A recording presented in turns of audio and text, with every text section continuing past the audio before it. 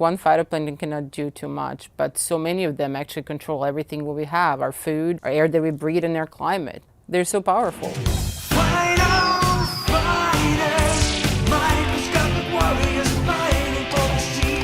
These tiny titans, the phytofighters, are out to do battle on the seas. The evil Alexandrium is up to his old schemes. My suction toxins will poison your precious selfish. You're no match for Dinophysis. Dinophysis steals pigments from the phytofighters, but Protoparadinium lights up the battle with its bioluminescence. Who will reign marine supreme? Go, Emiliana! Only the phytofighters will decide the true fate of the seas. Each sold separately. They're just insanely important. I mean, there's many things that are important, but these are insanely important. Plankton generally doesn't really mean like a taxonomic group of things. Like, you know, we think about mammals and then plants, and plankton are not that. Plankton are really defined by the way they live. Plankton means the wanderer in Greek, and these are just oceanic organisms that really just don't swim that fast that they can fight the ocean currents. It's a really non-traditional way of thinking about biology in a sense. Plankton we can define traditionally in zooplankton, so something that is kind of more animal-like, and phytoplankton, something that is more plant-like. All phytoplankton does process that we call photosynthesis. They take carbon dioxide and carbon in organic form, capture some of the sunlight, and then produce carbohydrates, or just simply said sugars. They now are carrying that sun energy and push it into the food system of the ocean. And while they're doing all that stuff, they also produce the oxygen. So opposite from us, we inhale oxygen, exhale carbon dioxide. So that's why they're really important. That's why we love them so much. And that's why they're like really crucial for the whole life on the earth. Phytoplankton itself, its diversity is gigantic. I think there's like 10,000 species, and each of them has a specific role. Why is there so much diversity in something that is so teeny tiny? It's fantasy, science fiction, and horror comes together. I mean, it's just so beautiful. But there's certain type of phytoplankton called coccolithophores, and specifically the most famous one is Emiliania huxleyi.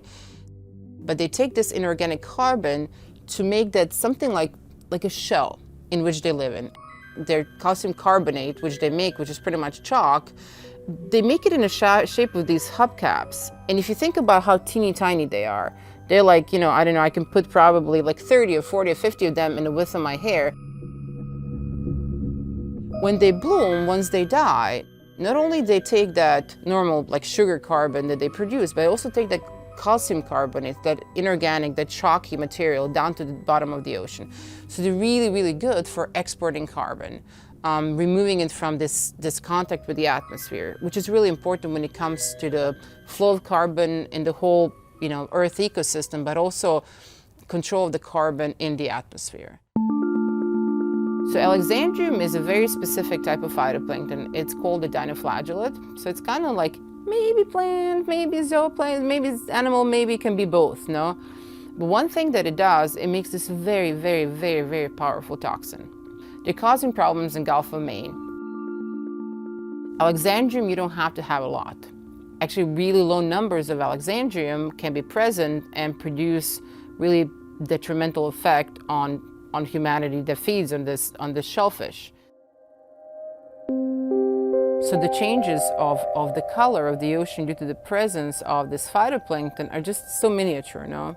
We cannot see it with our eyes, but if we have sensitive instruments such as ocean color instrument on PACE, we're going to be able to differentiate, not only because it's sensitive to the intensity, but it's also sensitive to the colors.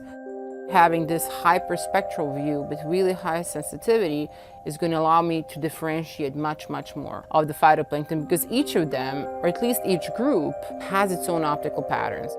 It's an optical fingerprint. We're hoping that PACE, due to its capabilities, is going to be able to really focus on specific species of interest, such as the harmful algal bloom species, or species that are very beneficial for the growth of certain organisms. So this speciation is a function of the technical abilities that PACE has, but it's a function of our capabilities to understand the local ecosystem.